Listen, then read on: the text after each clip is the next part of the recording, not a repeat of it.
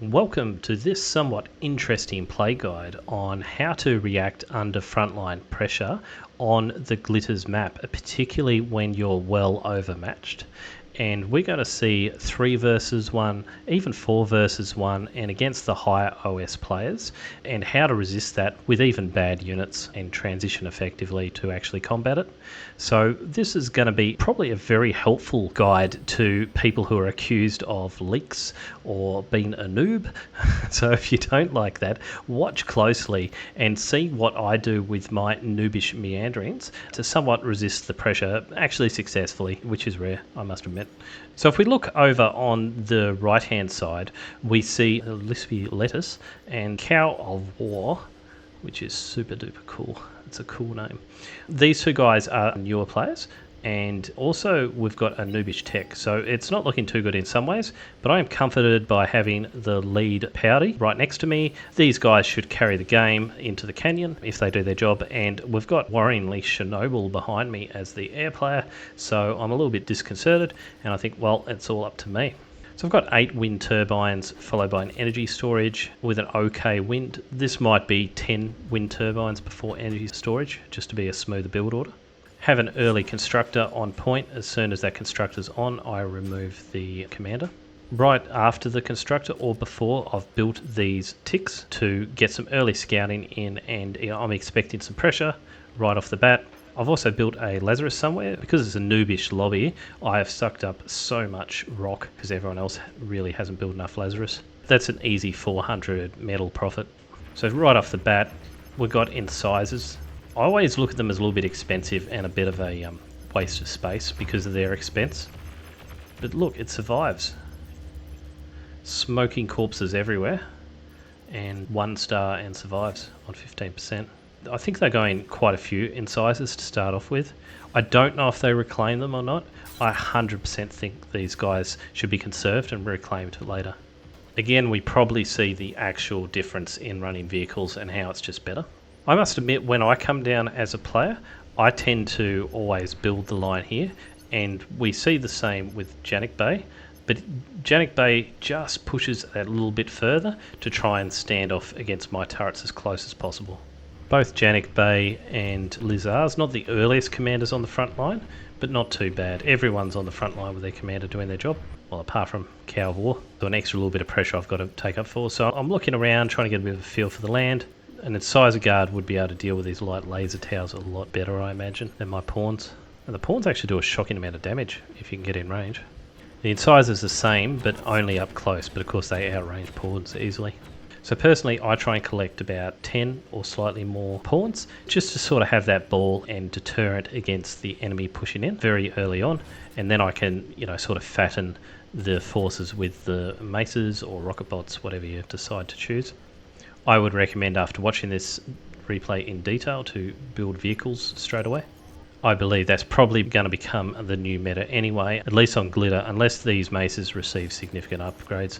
Because even if you've got the tier 1 vehicle lab, you can still do then a tier 1 bot lab and then T2 bot lab and reclaim that vehicle lab.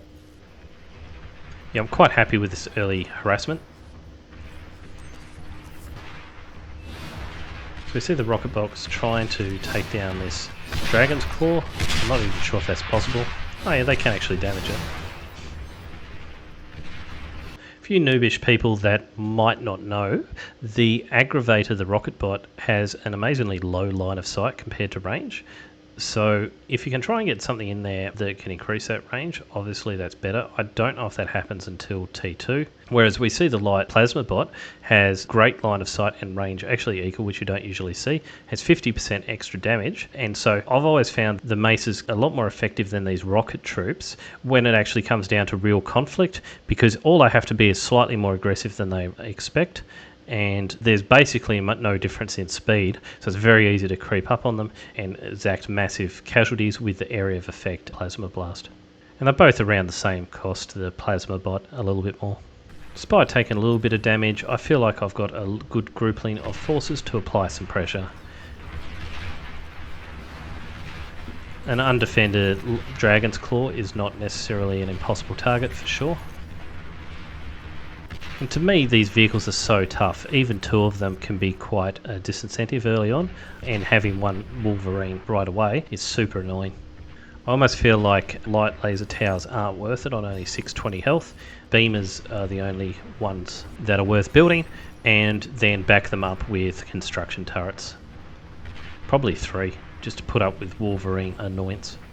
As the commander pops forward, I always try and contest this commander to make sure I get the reclaim and not them. Although in this case they almost managed to snipe me. Fortunately they don't have too many units. Oh, we see the enemy tank sniped. Good. So it's a real victory for me when a tank goes down, and when I go down it's quite common. And this is why you need those resurrection bots, but I just don't think it'll happen on the front line unless I have like 10 of them to quickly do the deed while my forces sally forth and lose even more. Yeah, so 48.5% damage efficiency, it's not looking great for me. Of course I'm trying to repair, so a lot of that is mitigated and a lot of it I reclaim, so it's not as bad as it would appear. Down in the base I'm using 2 constructors to build wind turbines. You could just about use 3. And I've got a weird strategy now where I put in a construction bot like every 6 to 8 sort of Masai, just to get that build power going. Otherwise I do find with reclaim and everything I'm always behind on build power. Maybe 2 is just enough, just as long as they're constantly making wind turbines from an early stage. No, I'd say try and use 3. Use 2 initially, then go straight to 3 as soon as possible, because you're not going to get this sort of wind.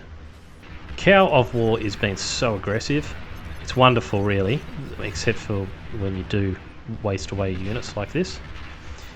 And this is the problem with this Overwatch, is when it's repaired with 2 construction turrets, or 3, and this commander just like sits here and defends it with their life and comes forward for a bit of sneaky reclaim. I'm trying to prevent that. And of course on my side, this is what I have to deal with, is sacrificial thugs and their sort of super competent commander play. This is really allowing Lizard to scoop up some metal and build an eco, you would think, though we don't quite see it. So it's turning into 3v1 with this player coming in to hassle me, which usually happens multiple times during the game. I think it's the only time they come forward actually.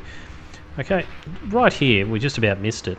Look at all the corpses on my side from that engagement. Horrendous. Nothing. I think one of them might have blown up, but I'm not too sure. And this is a horrible trade. I think it's at this point I go, I'm in trouble. I need to change things up. And so, despite the fact they have 14 brutes, they've managed, and this is their top player, they've managed to also produce like 8 Wolverines, and both are putting me under an immense amount of pressure. They're all actually coming up to the front line now. For whatever reason, we've also got 7 Rascals. So at this point, after that disastrous trade, I'm like, we need more up front. Like, these guys are going to push forward and wipe me out. And this is quite a disadvantaged force. Yeah, so I sort of hold the line here despite everything, maybe thanks to some repairs and just having a critical mass of 40 or so maces. It does add up. And because these tank players are trying to conserve their tanks, they don't want to overcommit. I think a misplay by Genic has been not to bring up the rally point more often. But what they're doing very well is firing off me safely with the Wolverines and taking advantage of me not focusing on the front line all the time. I think I'm safe, so I've overextended my rally point, and this is what I get. Okay, so we see one of the players, Lizard, break through rather easily through here somewhere. Oh, these medium tanks are just a nightmare to deal with. Now, if I was Janik Boy, I would perhaps contribute some forces down here to take advantage of that. I think Janik Boy was just really busily scaling. We can see a T2, reasonably early on. I'm still building mine, probably thanks to all the reclaim of the mace corpses is why I'm in an okay position. Also these early T2 mexes. So the incisors were used in the end as a scout. Incisors just don't have the hit points. It's like trying to use maces at the 20-minute mark. They just don't have the hit points. They pop too easily. We can see that here. All these guys pop. So when they have 8 Wolverines, that's when it's time to not use T1 anymore, unless you can effectively rush them somehow. That's really critical mass. But overall, there's actually 19 Wolverines.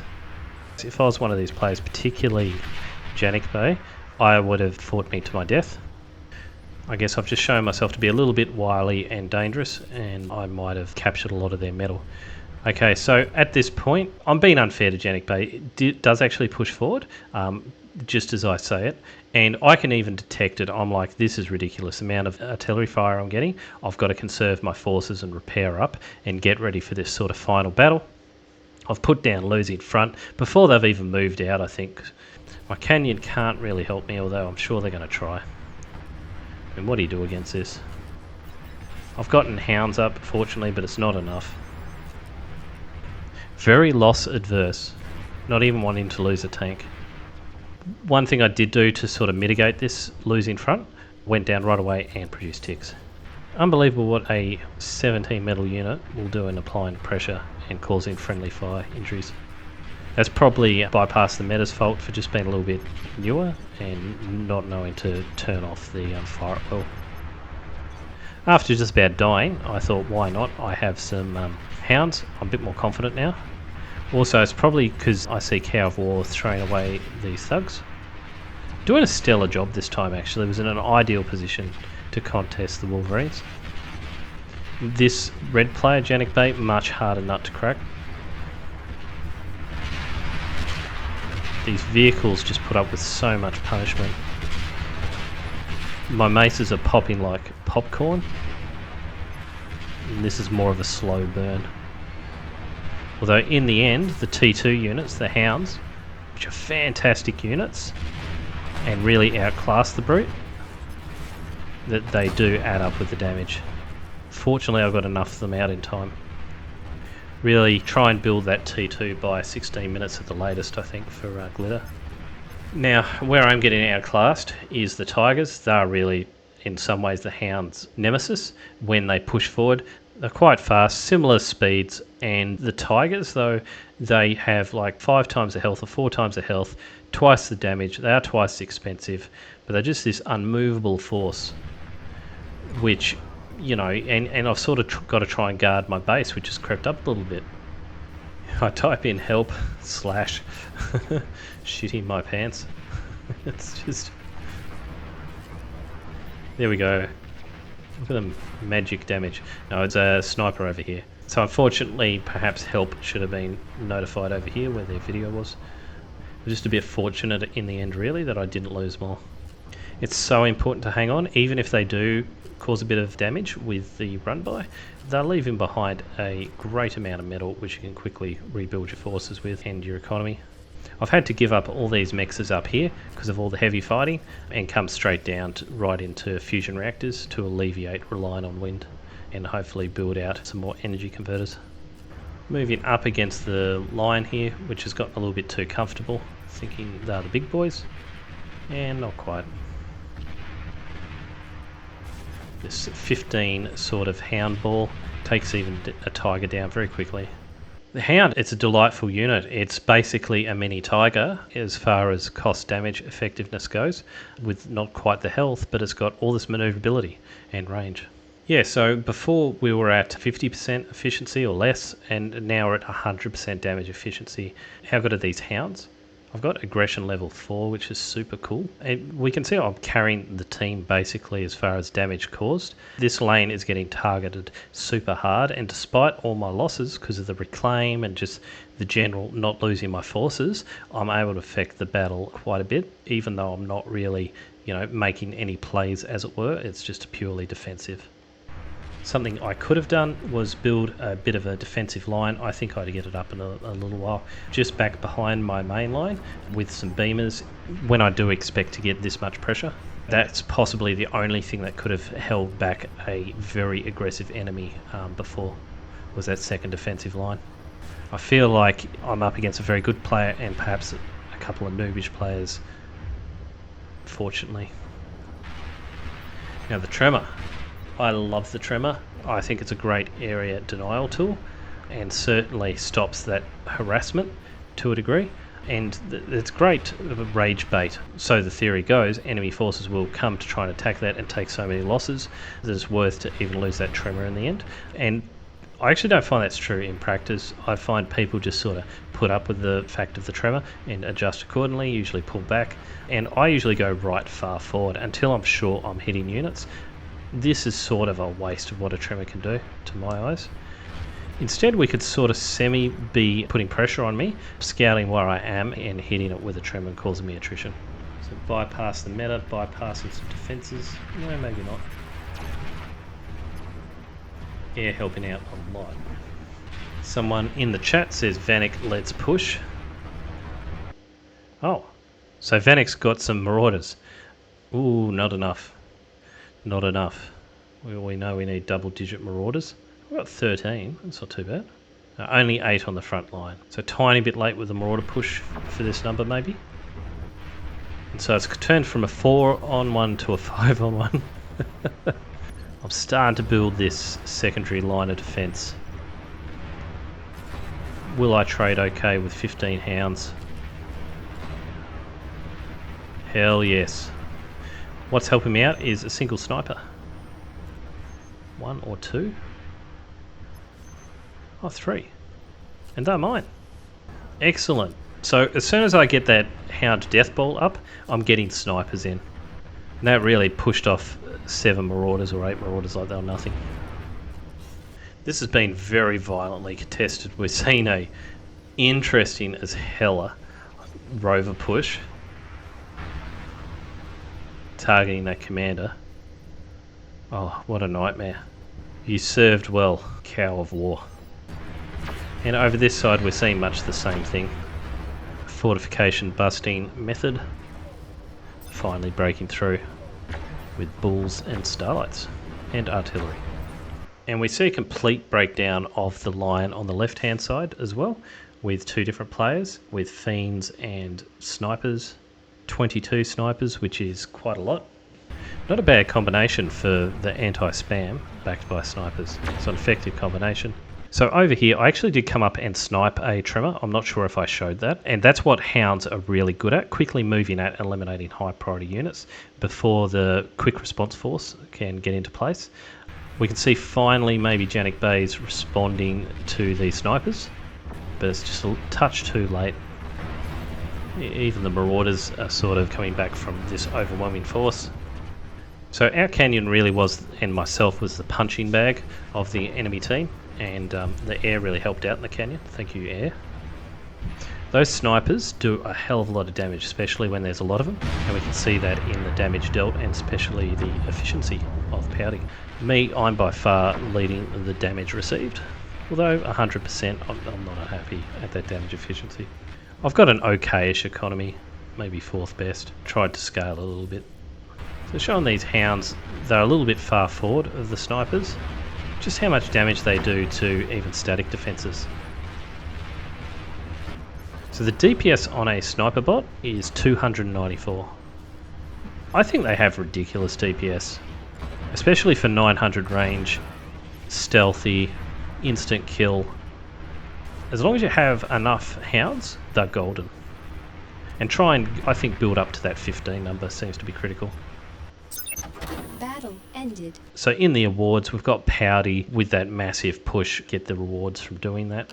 And if I go over to the economy sort of side, I was able to scale to a degree, not as good as a tech, for example, but pretty much on par with everyone else. And that's what you should be doing as frontline, is you've still got to scale. You've got all this area behind your secondary frontline to scale up to. Chances are, yes, it is going to get popped, and that's why I've spaced like these energy converters out. As I've talked about before, they cost 1 metal, doesn't really matter. Lastly, which is rare for me, I've got 44 actions per minute. I think I was pretty pressured during this game to do that, which is leading the noob leaderboard. And yeah, I used to have 60 actions per minute back when I played StarCraft 2 in the early days of Gold League. And yeah, not that I played it that much, but you know, it's a metric I'm trying to work towards. Thanks very much, guys, for watching my videos. I really enjoy it. I really enjoy all the engagement it's getting, actually. I didn't think it would be this popular, especially a week in. So any feedback you have, any support, leave it in the comments, leave me a like, and I'll keep on producing videos. All right, thanks for watching, and see you next time.